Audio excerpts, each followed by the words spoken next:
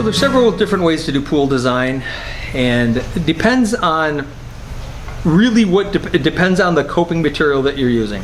In a vinyl liner pool, there's some basic shapes that are available. There's quite a few different shapes. You can customize them and have panels bent to make it work, and aluminum coping bent and all of that. But if you get beyond that into more of a custom situation, what I normally do is I work with just a few basic shapes. They have basic dimensions on them, and then from there I move out and I expand the pool in any direction I need.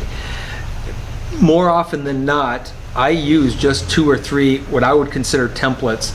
They're not even necessarily pre-designed templates, but they're that same shape that I've used over and over and over, and then I change it as need be.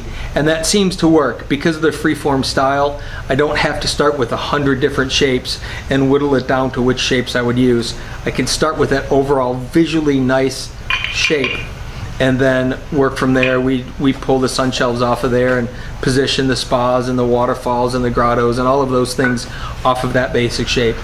And for me, it's a template, but it's not, because we never end up with the dimensions of the template. The template may have a 16-foot wide area and a 20-foot wide area. That's a good guide for us. So I'm a little bit different in that I don't just pick a shape, plop it down, draw it, and say there it is. I do pick a shape, but then I modify the shape to fit each yard differently. And I would say in the last 3 to 5 years, I've only used a handful of quote-unquote shapes of pools, and every one of them ends up looking drastically different because of where we add things to them and how we add things to them. And then once we're on site, oftentimes when we lay it out, we'll modify it to make something bigger, make something smaller, to accentuate something.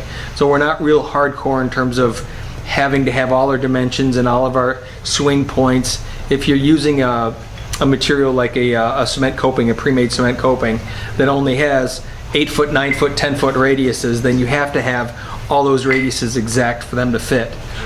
Most of what we do is very hands-on, so if we get a little extra curve in a wall or an extra little shape, we can modify our materials to make that work.